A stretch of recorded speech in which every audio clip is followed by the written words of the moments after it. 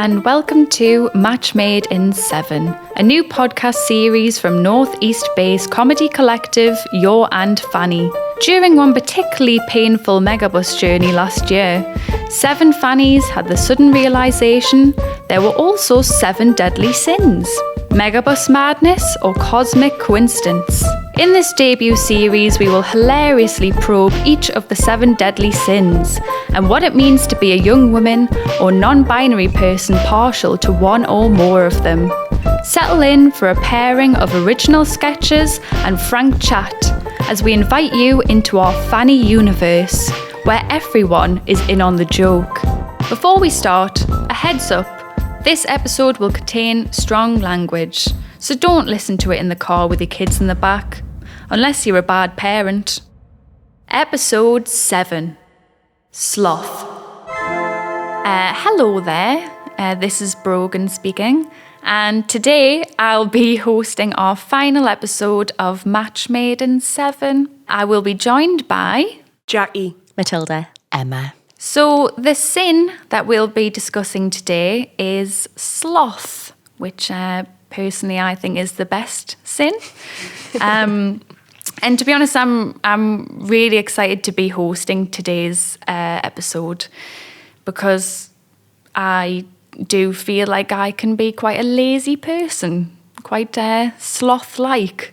So it fits well. So I think let's start today's episode with the definition of sloth. So sloth basically means the habit of being lazy and unwilling to work. So a slothful person is one who not only doesn't want to work, but is one who avoids it as well and might go out of their way to not do any work. That sounds quite nice. Which is apparently bad. The reason that sloth is considered a sin is because it equates to waste. So it's like the waste equals like wasted ability, wasted resources, and overall wasted time. So that's why God doesn't like you if you're slothful. Because you're wasting time on things when you could be loving him. Yeah. Oh my God, that is Never thought about it like that. Yeah. But it's your time to waste, isn't it? If you're just wasting your own time, why is it mine? I have something quite geeky to share, actually. Oh, jump straight in. I'll allow it. Would you like me to share something? Permission granted. That idea of being lazy being a sin in like God's eyes is something I find really interesting because it's something I studied quite a bit for my dissertation because I did Jane Eyre. Of course you did. You fucking love Jane Eyre. You love I Jane never Eyre. stop bagging on about Jane Eyre. Bloody love her. But yeah, there's loads in Jane Eyre about utilising your entire day and energy for productive work, and that being a way that you are like a good Christian, which it's a very Victorian idea. And I find it so interesting to think that that's so dated, but actually perhaps that's hung on, even though we're not a particularly religious society anymore, that actually still informs our relationship to work and our relationship to productivity in like the modern day, even though like lots of us, would say that we're like atheist or agnostic. Definitely does, because I still get like serious guilt if I'm not doing something all of the time, to the point where it's almost quite debilitating, like I'm actually unable to do stuff because I feel so bad about not doing things.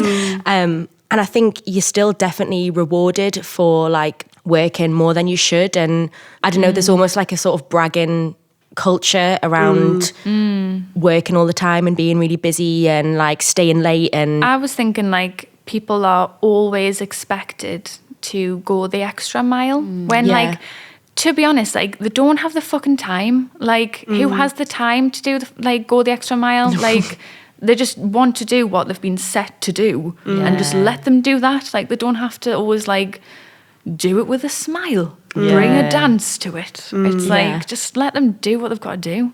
I find myself doing like lots of things at the same time, which means I don't put my all into all of the things. And like yesterday I needed to wash my hair, but I also needed to eat my tea, and I also wanted to watch this program. So then I just did it all in the bath, which sounds quite nice, but it wasn't, because it was just stressful because I was trying to eat my tea, wash my hair, watch a program that had subtitles, so it was very hard to do. And in another Swedish, language, was it? Swedish.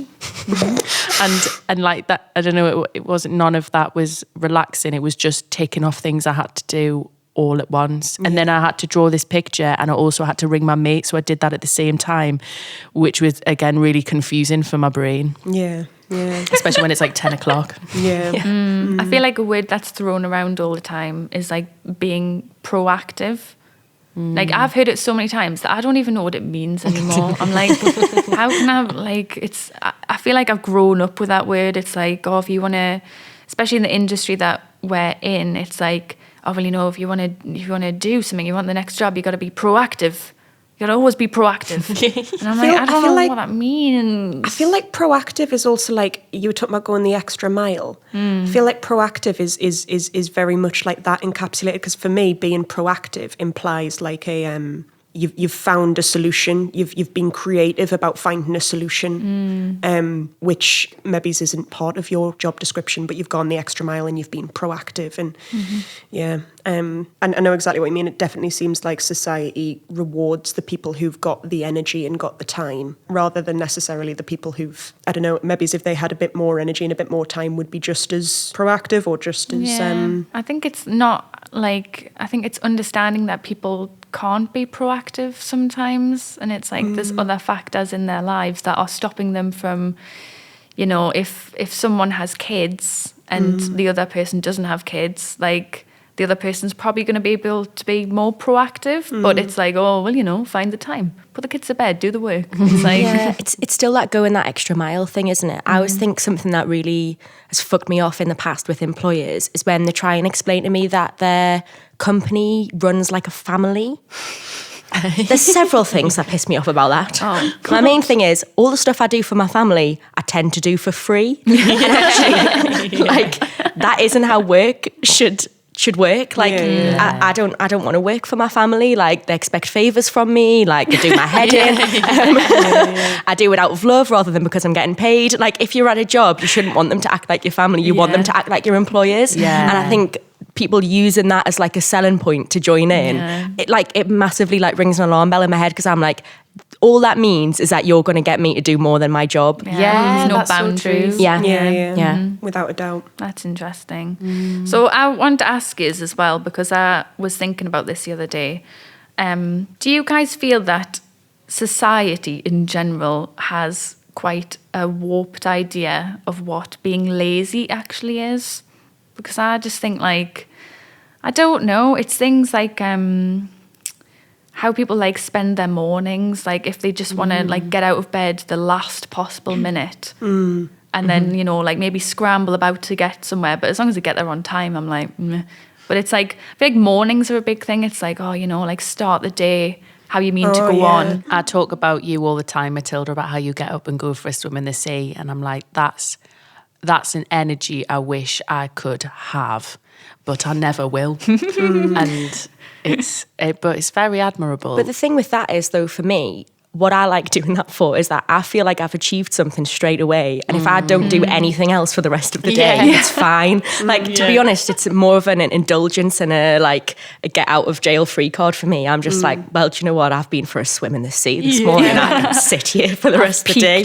And I think because I do tend to feel really guilty when I don't do anything or I'm not being very productive, like, that's something that really helps me alleviate that a little bit, because it's nice. It feels like a bit of an achievement. And yeah, if the rest of my day isn't quite as like up to that level, it doesn't matter so much. Whereas I think when I don't do that in the morning, I then either really try and compensate for the rest of the day by like doing loads of other stuff, or I just sit and feel shit about myself because I'm not getting loads of stuff done. Whereas it kind of gives me some sort of calmness that like actually helps me be more lazy. Would you also, because I know you sometimes have like trouble sleeping as well, would you say that you getting up early and going for a swim is because like you have broken like sleep quite a lot, or is that not related? It definitely helps, because I think the other thing that's really good about it is when I also feel like this when you do yoga, or there's certain things that you could do where the only thing you have to think about at that moment is exactly what you're doing right now. Yeah. And I think when I'm in the sea, what I really like is that the only thing that is in my mind is that I'm in the water and I need to like stay afloat or just until you get stung by a jellyfish, and yeah. then your day and life is ruined briefly. I can't believe that happened to you. I know. I've been really wanting to get it into one of the podcasts, and you're talking about the sea, so I feel like it's Oh, appropriate. yes, please I do. got stung by a jellyfish and had to go to A&E, but I am fine now. I was fine quite fast. Don't put vinegar on it, or do actually. Why did you put vinegar on it? Well, the woman did. Oh.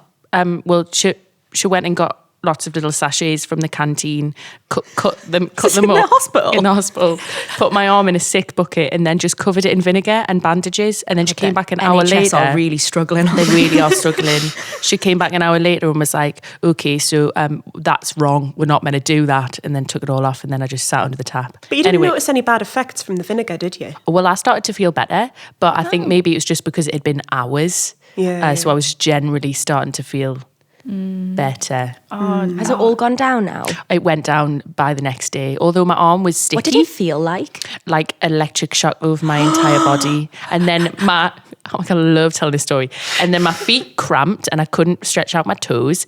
I had to put my hair in a bobble. What little hair I have had to go into a bobble because I wanted to scratch my scalp off. I was like convulsing in the back seat, and my little baby niece was laughing the whole time. And That's horrible. Where I'd been stung, all this stuff started coming out of it. Like even when I went home at night, like I had my arm outside the duvet and it was just like gooey. Like all the poison was like coming out of my arm, and like I couldn't speak. I had little pins and needles in my mouth and my eyeballs, and I kept closing my eyes and trying to go to sleep all the time, and everyone had to make me stop doing that. Oh man! Tell us about the lineup. Oh my God, yeah. So the nurse comes in with a laptop and a wheelie thing, and it's like, which jellyfish stung you? And there was a lineup of jellyfish, and I had to point at which one it was because I couldn't speak. And it was the lion mane jellyfish. Just any listeners out there, beware. yeah, they're bad. They're bad. They're one of the biggest in the world. Their tentacles can get to like 30. I'm making this up. 300 meters long. And it was wrapped around me like a fucking flannel. 3 miles long. 3 miles long. And the worst thing is, I was having a little, all that's happening to me right now is this is where I'm meant to be. This is what's meant to happen. I can hear my baby niece laughing. The wind's in my mullet. It's like the sun is on my back. And then suddenly attacked by a sea creature. Well, cheers, Emma. You've ruined the one thing I do. Oh yes, you found the problem in it. So never go in the sea again, Matilda. My one outlet. Emma, you're still going to go in the sea, aren't you? Oh yes, I'll just look down more. Sorry about that interlude. I'm glad we got it in there. Bit of a tangent. I'm so glad. Going back to mornings on Instagram at the moment, there is a real Oh, I know what you're gonna say. there is a morning culture, isn't Oh, there? massively. Absolutely fucking. There is like an It's like competitive mourning. Who's had the best morning? I raise your flat white and coffee in the park, That's so true. and I'll show you my yoga and homemade granola. and it's like I was telling these yesterday. I'm very bad at washing. Yourself? Yeah. Oh, okay. As in like, so you know how like Yourself. you know how like if you try to get a bend and like go in the bath or go in the shower, it can be like quite a battle, and it can be you like coaxing them in, like promising them like treats when you get out and stuff. I feel like that's Jackson's like challenge with me, because But he has to be like, if you have a shower, you can have a biscuit. Doesn't Jackson also carry you from the sofa to bed at night? Yeah, we're getting a serious Is he your insight dad? into- Is Jackson your dad? Jackie just turns into like a tantrum toddler when she gets home. yeah, no, that's a separate thing about napping on the sofa in the evening. But anyway, but yeah, no, I'm So you're not good at nighttime either. Mornings or night. It's a 3-hour period in the day when Jackie's alive. When she's not half dead. but like, yeah, honestly, like I find it so difficult to get a shower in the morning. Does it not wake you up though?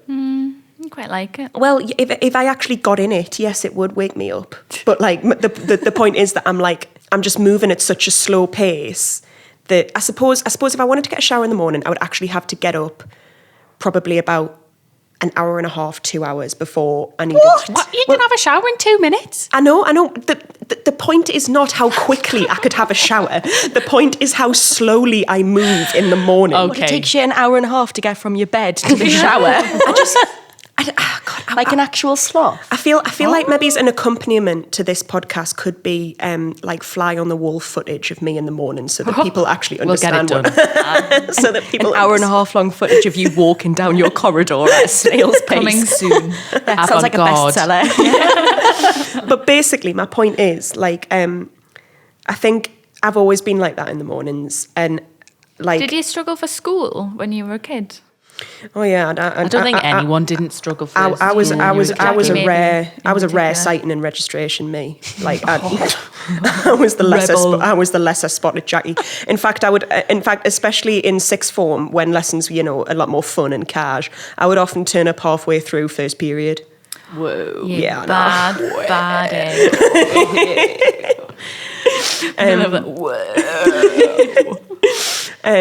Yeah, like, so this like competitive morning culture on Instagram, like I used to feel like, because it's been around for a while, and I used to feel like, God, I'm not a proper person because I can't get up and do exercise like 5 in the morning. But I think this is a new thing that's become cool recently, because I remember when we were younger, it was cool to not do anything. It was cool to be hungover all the time and like watch TV and get stoned and eat biscuits. Like that was the thing to do. And nowadays everyone's like, with like muesli and stuff. And I think that's a shame. I do think we've lost I know what something. you mean. It's like there's much more of a culture of like well-being and health than there is. Like, what are we? Are we millennials?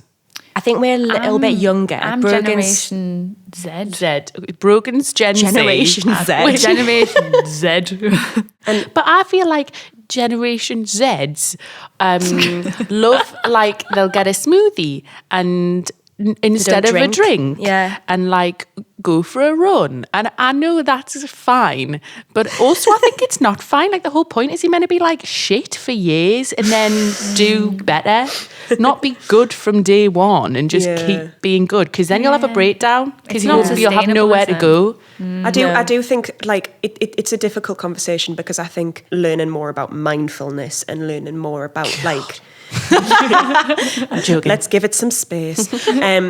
Like learning more about mindfulness and learning more about like well-being, and because actually like that conversation links into kind of like the conversation we've already kind of started having about like what you do to regenerate your energies and what you do to like kind of recoup your energies. But it can go the other way, because I do sometimes think there's a competitiveness to it, and I think sometimes people feel that they need to keep up with it, whereas actually I think it's just the case that you just need to be honest about when you feel your best and how you feel your best. Mm-hmm. Yeah, absolutely. Because like I'm sure the morning competitive movement, whatever it is, started in with good intentions. Like it's supposed, and actually part of the point of it is to stop you from rushing in the morning. It's to make you appreciate like that time before you have to do anything. Like if you are an early riser, it's nice to do things in your day that aren't related to work. Like I quite like getting up quite a bit before I have to start work, because otherwise I feel like my entire day has just been sat at my laptop. Whereas if I get up and like make myself a nice breakfast and stuff, actually it's indulging like a more relaxing side of my life, rather than, but then once that becomes competitive or something you have to do as well as doing work rather than as a counter to it, that's when the problems arise. And I think if you're a Gen Z who doesn't drink and only eats like food you've grown in your garden, and there's also like an unhealthy obsession with being healthy that like isn't good for you either. Like it's quite an image, isn't it? Like an image to keep up. And it is exhausting, like having to be that good at looking after yourself all the time. Like sometimes you're like, actually today what I need is to sit here, not have a shower, not move, like watch the shittest thing I can possibly find on TV, and like actually that's good for you in some cases. Like going off that, because I know Matilda, you mentioned feeling guilty about maybe like having a break or taking a day off. Like, do you guys feel guilty when you're like, if you say like, oh, this, I don't know, the Thursday of this week, I'm gonna, you know, do absolutely fuck all. I'm gonna sit in my jammies. I'm gonna watch some telly, and I'm not gonna do anything productive. Like, have you gotten better at not feeling guilty with age, or do you feel like you've gotten worse? I think I've got worse. I think I've got this this to-do list that's just always growing, and whenever I have a minute, I look at it to see what I could do every single day, even when I can't be asked and don't want to do anything. And it's usually big things like get a DBS check, sort out my tax return, and then I look at it and I'm like, oh. God. And now that you've looked at it, you must do it. And then you have to do it, and even though like you just want to have a lie down. Yeah. What about you? I think I'm only good at having a day off when I've like planned it in advance, which is so shit. Like, when it's the worst is when I feel really knackered and I've told myself I need to do loads of stuff, and what ends up happening is that I don't do that, but I also don't properly switch off, and that's when I feel really shit. Whereas I think when I like know that I've got a day free or something, I don't feel as bad. It's when I like don't have the energy to do the ridiculous amount of things I decided I was going to do that day. I find as well, like, even when there is a day off, like, there is still a pressure to make the most of it. So do things that are like, but or in even things like themselves you're washing and like, themselves quite productive. Like, and it's like, instead of, even when you're knackered, you're still like, oh, I've got to make the most of it. You know, I'll go on a nice walk and I'll get some nice breakfast. And sometimes you don't even want to, like, you just feel like you've got to, when someone asks you, like, how did you spend your day off? You don't want to be like, did fuck all. Like, you want to be like, oh, I had a very cultured day. And, you know, like, it's weird. I honestly, oh my God, like, isn't it weird how often things come back to Instagram? But like, I honestly think that like, I took a long time off Instagram over the pandemic, and I think part of the reason I did was because everyone feels so compelled to share every aspect of their life, including their days off. And to me, I think I needed that break from Instagram for me to realise that actually a day off for me is a day off from the world. It's a day off from like online or whatever, and it's just completely my own. Frank's phone, leave a message. Hiya Frank, it's just Arabella here. I'm so sorry to let you know that I won't be able to make it to work today. It's just I've been feeling completely out of it ever since Mercury went into retrograde last night. It's really affected my throat chakra. I can hardly talk. Not to mention that it's high tide at 10:30 and I'm already feeling the effects. No matter how long I do child's pose for, I just feel really full. I feel like I'm going to explode for the last week. And before you ask, no, it isn't because of the carvery I had last night or the Indians I had the night before. But I am going to get booked in for a hot stone massage just to be safe. Anyway, Juniper's coming over to give me a full body half Hunter's Moon Crystal Reiki cleanse this evening. But the guidance cards I pulled this morning did tell me that I need to keep away from authority, no offence, to relax and let green light enter my wounds. So I do think that it would be best for everyone if I stayed off until I'm back from the lake house. I mean, until Mars leaves Scorpio next Thursday. As you know how I get. I won't be on my phone during this healing period, but if you do need to get in contact with me, my psychic's number is, well, I won't ruin the surprise. Pay attention to your dreams. All right, thanks Frank. See you next week. Bye. I would love to delete like Instagram and stuff like that and just not be on my phone as much. But I feel like it's so linked to like work. Like I feel like in this industry it's like you have everyone you've ever worked with on social media, and it's like you need to stay in the loop with what everyone's doing and like if you should go see something, if you should go support someone, if like I don't know, like there's an opportunity that you'd like to go for like writing or acting or something like that. So I feel like if I was to just delete all my social media, which would be lovely, I would just feel the guilt of being lazy because I'm missing out on these things that are only posted on like via their Facebook page or you know. It links into that advice that you're given when you're first starting out in this industry. It'd always be like some seasoned, like, you know, actor or writer or someone who would be like, oh yeah, if you want to work in this industry, it's a case of you're never off the clock. There's always an opportunity to network. There's always an email you could be sending.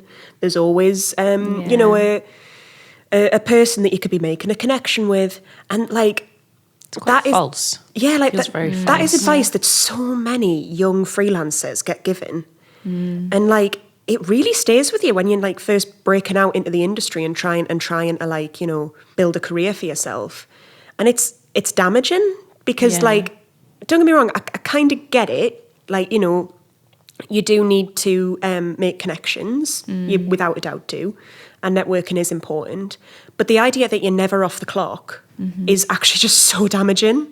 It's so damaging, and like, if you take that to heart, it's really quite hard to shake, and it comes with a lot of guilt when you do try to shake it, and when you do try to just like build a timetable that's a lot more kind of healthy for you. And I think what you were just saying, Brogan, really ties into that. Yeah. It's just like that idea of having to constantly justify your own existence, isn't it? It's like, you're just like, I deserve to be alive because I do all these amazing things all of the time. Like, and actually, you know, can you not just let us get on with it? Like, It's like what you were saying there, Jackie, as well. It's like, you know, you got to send those emails to those people. You got to like arrange a meeting to meet these people, and the people don't want to be met with, and they don't want to be emailed. Like, they're in the exact same boat. They're just like, I'm off the clock. Like, I'm going to watch Come Dine With Me. Like, leave us alone. Like, I don't want to do that. And it's like, it is so false because no one... It's like all schmoozing, isn't it? Like, I remember someone... A woman came in to talk to us at drama school about the industry and stuff, and she was saying like every play or show you go to see, stay behind afterwards at the bar, make sure you talk to people, make sure you see the actors. And I'm like, most of the time I fucking hate actors. I don't want to talk to them. Like, they're annoying and boring, and like, was shit. and what they exactly the play was probably shit, and I didn't enjoy it, and I don't want to tell anyone that I did. Like, it's not real.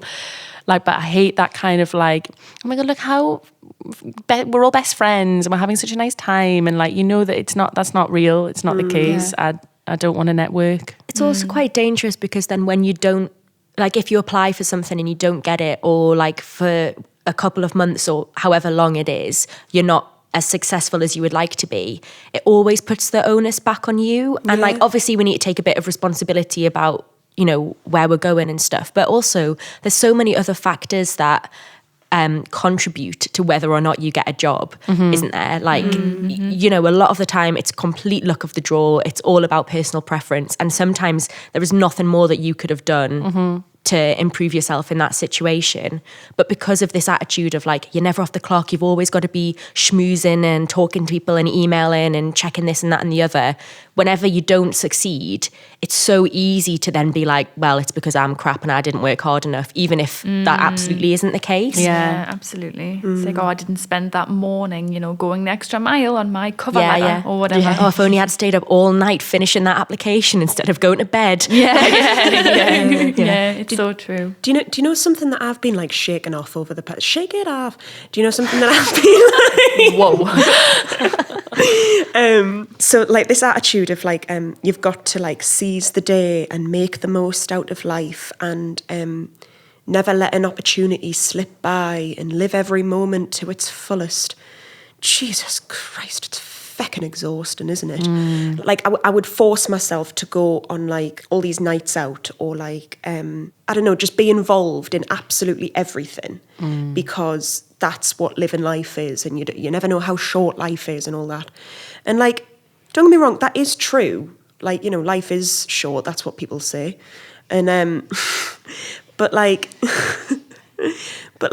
I find the idea that you have constantly got to be living life to the fullest incredibly exhausting. Also, like, living life to the fullest might mean staying in. Yeah. Yeah, exactly. Like, it's just a different way of looking at it. It doesn't mean you constantly have to be out of the house, like on the go, like doing things all the time. Like, actually, there's something really indulgent and lovely about just like having a night to yourself in the house. Yeah. I can't do that if it's a weekend, and I don't even have weekends because I'm freelance. But the second it gets to Friday and I know that I'm not doing anything, I'm like, I'd go on a horrible date with someone. Instantly I'm like, who can I date? Let's go on a date.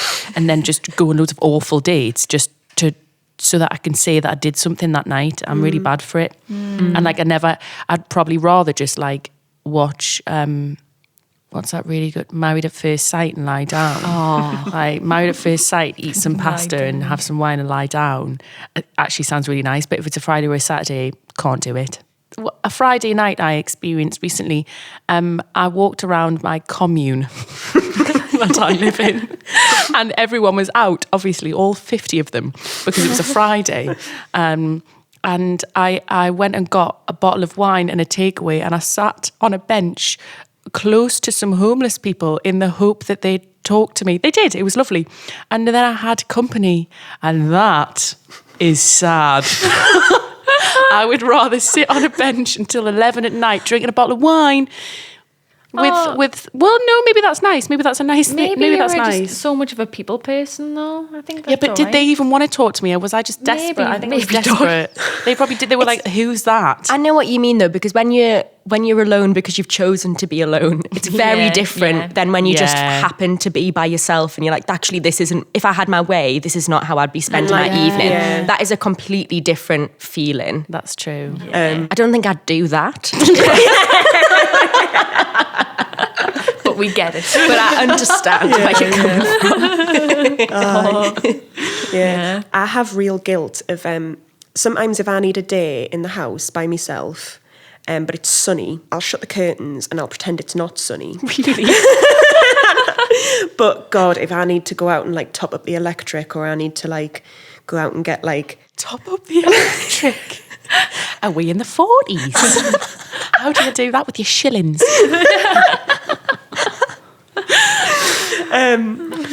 if I need to go out and get like, a little bit of shopping or something, I can feel so guilty driving past people who are like out with their like buckets and spades and stuff. I live side of the road. I live by the coast, for a bit of context. Or like, people who are out enjoying the sunny day. And like the thing is, like, I will when I want to go out and enjoy the sun, I will go out and enjoy the sun. But sometimes there are days where like I need a day inside by myself, where I'm like, just watching the telly, doing whatever I want to do. But it's really difficult to remind yourself that is what you need, despite regardless of what the weather happened to be that day. You know what I mean? I will feel really guilty for being inside on a sunny day. I get that though. Yeah, I feel like when it's sunny, it annoys me more because, like, especially if you've got a day off and then you wake up and it's really sunny, like it just makes matters worse because it's like, oh well, fucking hell, I'm gonna have to do something productive outside now. If I say I was inside all day on a sunny day, they'll be like, oh, why? Oh, I'm now obligated to go out and make the most of it. I was thinking that, when you see big groups of people at a pub garden, I'm like, we didn't know it was going to be sunny today. How have you arranged this? Yeah, I totally get it. How did you manage to just make this happen? Yeah. I want to talk as well about, I think we've mentioned about like being eager in general. But about Lame. like, lame. But especially when, I don't know, when, you're getting ready to leave school and stuff and maybe you're kind of entering the career path that you're going to be on for a while.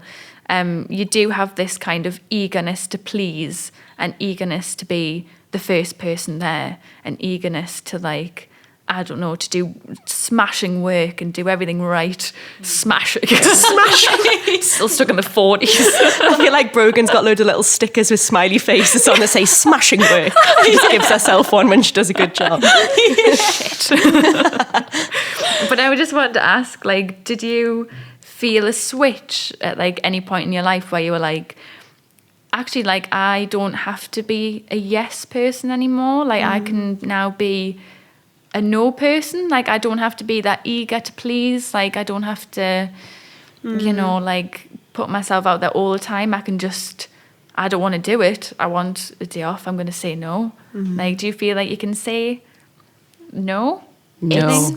I'm struggling with that still. Yeah, I'm still struggling with that. I think, well, I've got like 2 examples. Well, first of all, I got a new job over lockdown where I was working from home, and I hadn't met any of the people that I was working with. And the only way that I felt like I could impress them was just by doing loads of hours, because I was like, they don't know who I am. Like, and I think if I'd been in the office with them, it would have been different because, you know, I'd have chatted to them and, you know, won them over with my personality. It's like the only way you can build up character. Yeah, it would be like, I'm a hard worker. And that was the only thing that I felt like I could impress them in that situation, was by like just clocking out really late from work. And it was awful because like, and anytime anyone had an extra little job, I was just like, oh yeah, sure, I'll do that. Whereas like, I think if I'd met them in person, that wouldn't have been my only tool to impress them. So I think I learned quite quickly from that. I was like, this is not something that I can continue with. And then when things started to open up again and we were like doing our show, and had like jobs that had been postponed over the pandemic were all happening like in the same month, I had to say no to a job that was shit anyway. And I remember it took me about a day before I replied, even though I knew what my answer was going to be, because I spent the whole day trying to work out in my head. I was like, well, maybe if I left early, half an hour early on this day, and if I didn't have a day off this week, and then I was like trying to like figure out how I could possibly fit it in. And I was like, oh no, I could just turn it down. Yeah. And, then, and it felt mint afterwards, because I was like, oh yeah, this is great. I don't know if I would do that in the future, so much but I need to power remember that like it actually felt really good to say no to that situation. There's so much power in saying no to things. Yeah, like I'm the same. I'm starting to kind of be a bit more choosy about the things that I take on, because I'm aware that I've actually only got so much energy. I've only got so much time. Yeah. And I'm not obligated to take it all on. But each time you say no, it's like practicing it. Yeah. It's not like you do it once and you're like, oh, I'm brilliant at that now. Like it's a skill that you genuinely need to like. Yeah. You need to keep practicing. You need to keep reminding yourself that you owe it to yourself. You know what I mean? Also, like, there's something about it, like, that kind of makes you seem a bit more desirable. Like, which is what I wasn't expecting. I was like, because I thought the professional thing would be to take every single job that is possibly offered to me. Yeah. But actually, that's not true at all. Like, when you turn something down because you're busy with other things, like, it makes you feel like you've got more going on. A friend of mine has a friend, and good for her. Doing really well. But her friend, my mate was saying how much she admires her because she just says no all the time and doesn't make up any excuses. So if someone's like, do you want to go for a pint tonight? She'll be like, no, I don't want to. And that's it. And it's so funny because I'm always like, I can't do it for these reasons. Then I make up loads of lies when you could just be like, oh, no. No. Yeah. Oh, I love that. I think that's quite grown up. I really like that. I think as well, like, because if somebody said that to you, you'd just totally be like, oh, fair enough. Yeah. Like, there's no way I'd be bothered by that. No. I remember I had this amazing chat with someone at Whitley Bay Metro Station once, right? And it's somebody that I know, but not too well. And I think we'll all know that feeling of getting stuck on a train with someone that you can chat to them, but not for half an hour, which is how long it takes to get into town. And I bumped into him on the metro station and we had a bit of a chat. And then when the metro pulled in, he went, well, I'm going to say goodbye now because I want to read my book. And I was like, oh, I love you. That is amazing because I want to read my book and I don't want to talk to you for half an hour. Yeah. And we just went and sat in separate carriages. And I was like, that was a perfect interaction. So actually it's really refreshing when you're on the receiving end of that as well, when somebody... I think it's totally a thing of like taking ownership of yourself, isn't it? Because I think that feeling of like, I can't say no, it's packed up with like... I can't say no because I don't have a good enough excuse, or I don't have. I'd need to explain like maybe personal reasons why it's no, or I'd need to kind of justify it, and that all comes from a feeling of like actually that you owe an awful lot to the people around you. I think sometimes you end up like feeling like you owe way more to the people around you than you do to yourself. Yeah, I think like just flipping it is such a healthy thing, and realising actually you owe quite a lot to yourself, and quite not quite so much to other people. Yeah. I mean, like, obviously, you know, you want to, when I say you don't owe quite so much to other people, I don't mean like in a horrible way. I mean, like, everyone's obviously owed, you know, respect. Right. They are. Not everyone. Don't go that far. But you know what I mean? Like, You don't need to have a reason for not wanting to do something. You can just be like, I don't want to do that. That's a reason in itself, isn't it? Yeah. I always feel like I don't know, like I've got a few friends where they've been really stressed about things that are upcoming in their schedule, like work and stuff like that, and I've been like, oh, it'll be all right, and then like I'll see them like a little time after, and they'll be like, oh no, it's all fine because I rang me mum and she just said I could just not do any of it. And she was like, so I didn't do any of it. And I was like, amazing. And it was like, oh yeah, like just mum's being like, oh, well, just don't do it. I remember it like it was yesterday. The worst day of my life was me mum's 60th. Happy birthday, Sue. Why, thank you, Linda. This is something from me and Gary, just to treat yourself for a change. Oh, a spa weekend at Warrington Hall. That is so kind, Linda. Thank you so much. And my world came crashing down. And to think, if my Auntie Linda hadn't quit Avon, me mum would have got the usual, lip gloss and bronzer, but instead, my mum received something I couldn't handle. Time to ourselves. As the weekend drew closer and mum began to pack, I questioned whether I'd live to see spring. She told me not to worry, that she'd leave meals in the fridge. Stupid bitch. What good were meals when I didn't know where she kept the oven? Feeling abandoned and void of hope, me mates rallied around us. Well, this is what happens. You turn 25 and suddenly you mean nothing to them. I've been there, mate. Do you remember when my mum won that trip to Lanzarote in the raffle? She were gone for 10 days, and she expected me to wake myself up every day for work. But do you know why I'm standing here today? I downloaded Rent-A-Mam. Rent-A-Mam? That's just for orphans, isn't it? No, it's for men like us. Let me explain. And so he explained that Rent-A-Mam is a tailored service that connects you through comprehensive filters to a network of mothers. You know where the big spoons are kept, but you're not sure what setting to do your washing on. Annette, 54 from Aylesbury, is on hand and ready to catch the next train. You can heat up pasta in the microwave, but you need someone to make your dippy eggs on a Saturday morning. Wendy, 42 from Inverness, is happy to butter your toast. Able to turn the shower on, but need reminding it's your nana's birthday and time to get her a card. Why not try Melanie, 58 from Milton Keynes? And Rent-A-Mam know that sometimes it's not about the duties. Sometimes you just need reminding of that special lady who left. Upload a photo of your mum to the app, and using our advanced facial comparison technology, we can sync you up with the most convincing match. You might tell your mum she can fucking well live at the spa if she wants. Rent-A-Mam, available to download on iPhone and Android devices now. Rent-A-Mam is a free service as all work is done from the goodness of their hearts. Terms and conditions don't apply. My mate Leanne, when I was at uni, whenever I felt poorly and wanted a day off, I'd always go, we live together, go into her room and be like, I feel a bit ill today. And she'd be like, have a day off. And I'm like, okay. Like she was like my mum. It's so funny that at uni, you need to hear it from someone else before you feel like it's acceptable. Yeah. Which is a bit sad, isn't it? Yeah. And I actually noticed something I noticed over the pandemic is actually that I think it's a little bit of like a I believe they call it a catch-22.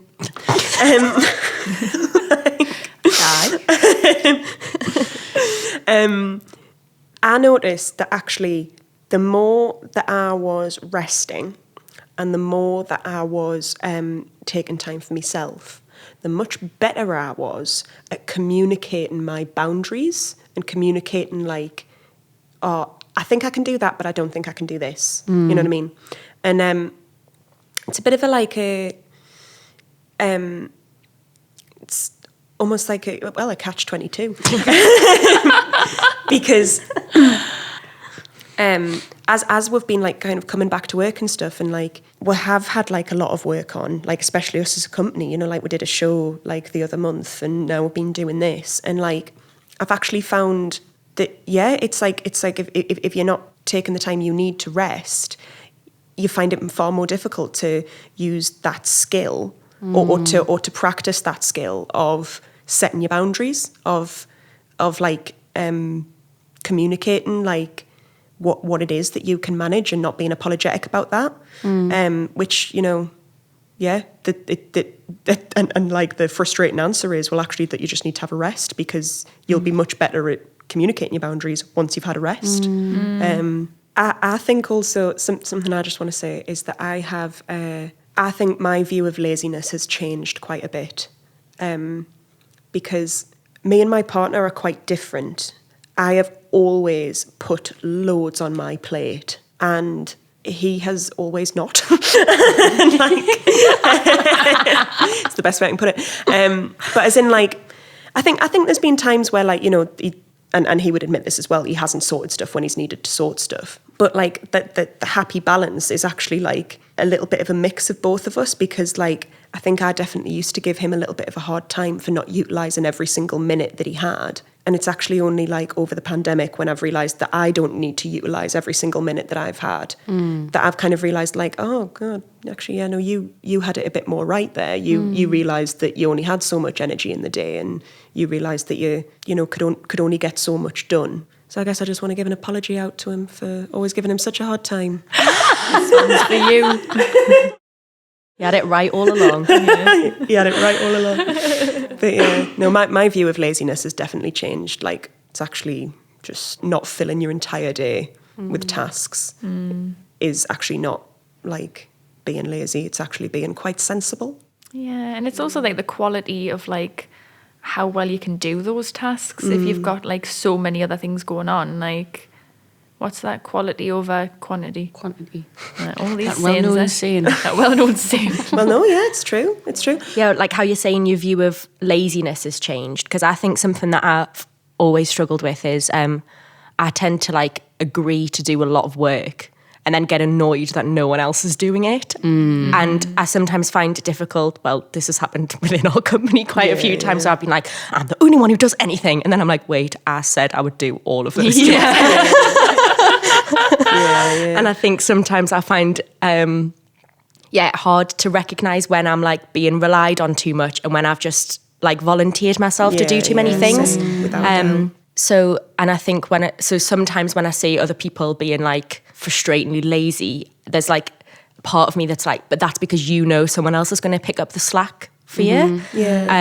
Or someone else has volunteered themselves for it. Yeah, like, I don't know, it's something that I struggle with when talking about boundaries and stuff, because I'm like, well, it's all very well and good somebody saying that they're only able to do this certain amount, but in my head I'm like, but does that mean someone else somewhere is having to pick up more work as a result? And obviously the balance is to not let that happen. But I think some people have this sort of like, well, it's learned helplessness, isn't it? Where they're like, I'm going to be crap and everyone's going to do stuff for me. And I think... Boys. Little brothers, that's what I'm talking about. And like, I think sometimes in regards to like young lads, I think actually what's difficult is we certainly have seen a lot of like mums actually like just assuming that their young lads like need help with that, so they just do it. And sometimes you're like a little bit stuck between like, well, is it the lad's fault for being lazy, or is it the mum's fault for giving them the space to be lazy? And like, But like, I definitely feel like I do that myself as well. When sometimes I'm like, well, if you want a job doing well, just do it yourself. Like that sort of thing, where I'm like, actually, maybe if I just let the other person get on with it, it would be fine. And even if they don't do it the way that you kind of think they should, at least it's been taken out of your hands. I don't know, like I remember once watching my brother fold up a jumper and it took him about half an hour, and what he did was scrunch it into a little ball. And it was the most, I was like that, I was like, oh my God, I can't believe what I'm seeing. Like it was insane. And like, you know, when you know, he's quite a competent young man, and I just watched him like fail at this like incredibly easy task. It was bizarre. And I'm like, are you doing this on purpose so you'll never be asked to fold something ever again? Or are you really and you know that embarrassingly bad? What's the answer there? Do you take it out of his hands and do it for him? Or do you stand over his shoulder and be like, okay, and now bring the left sleeve over the chest? Because either way, it's work for you. Exactly. Yeah. See, I'm the youngest of 3 sisters, and I feel like that crap boy a lot of the time. When I'm with my sisters, I revert back to being a child. In fact, like, they're always calling my baby niece Emma all the time, and I don't think that's a mistake. I think they literally see me as like a 2-ish year old, and when they dream of me, I'm 2, and like, but like, yeah, whenever I'm with them, I just can't function anymore, and I can't do anything. And they all think it's really funny because Freya's always like, can you believe Emma does a tax return? And I'm like, I know, every year I do something that's big, and I don't look like someone who can do that, and I don't behave like someone who can do that until I'm on my own, until I'm not with my sisters. Then I crack on, but when I'm with them, I struggle. And that must be annoying to be around. I guess there is something about reverting to your like younger self though in those situations. I definitely felt a bit like that when I was at uni. Whenever I came home for a visit, I feel like the minute I walked through my parents' front door, I'd just be like, you're looking after me now. I'm not doing anything. I'm your responsibility. And you know, whilst I'd been away, I'd been like managing my money, washing my clothes, looking after myself, doing my studies, all of that. And then the minute I'd walk through the front door, I'd be like, I don't know how to do anything. Help me.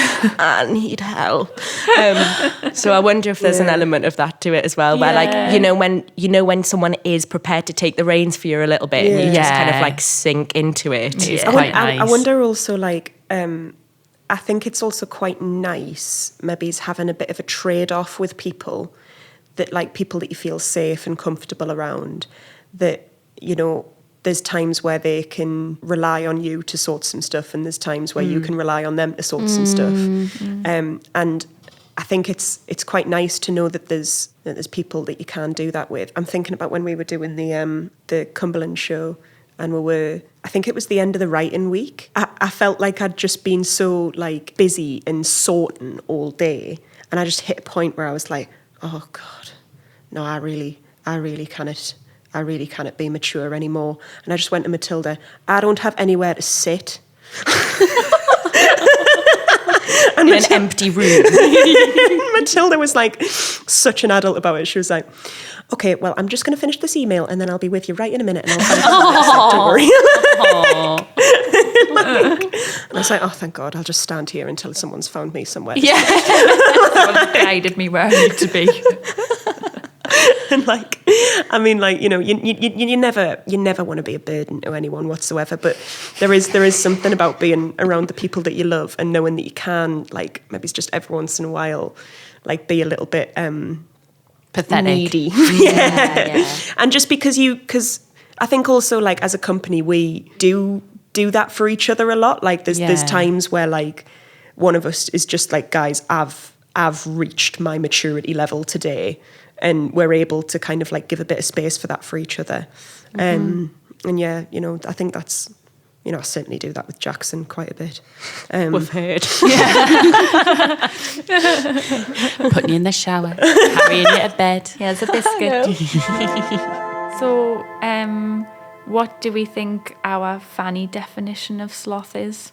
I think I'd like to remove the like shame around it. Like, if anything, I think everyone should be a bit more slothful. Yeah, I do as well. Enjoy the stillness. Yeah. I think that, I mean, going off a little bit, but I really enjoy a nap. And I feel like as a society, we should incorporate adult naps into our day. In Japan, don't they have? They've got like sleeping pod things, don't nap they? booths. And I don't because they're working themselves to death. Yeah, I was going to say, I think that's more like not in their office space so they don't go home rather than... Not that. Not desirable. But I think like I think productivity would go up if like everyone between the times of, not all at the same time, but between the times the world of went like, to sleep though. All the animals would come out and play. yeah. But Like they did in the pandemic, like when there was dolphins in Venice going down the canal. Oh, and there was deer in Tynemouth. That's what I mean. Everything would get better if everyone had a big old nap. And I think like between the times of like 12 and 3, if everyone just had like an allocated time for a nap, I think work would get better. Yeah. The environment would, you know, Even if it thrive. didn't, if we were just all a bit happier, that's good enough reason to do it. And like, we've often said that we are really jealous of Spain and their lovely siestas. Fiesta, siesta. What more do you want? Tapas. Wine. Well, it's like how we all admire Katie's pace of life because she She's slow. grew up in Spain and she doesn't like walking up hills. She doesn't like carrying stuff. She Certainly get doesn't there run when for transport. she'll she get makes there when sure she she gets always there. has a snack. She just doesn't rush anywhere. And Loves I think, an olive. Yeah, I think we could all take a lot of. So, Fanny definition. Nap more, be like Katie.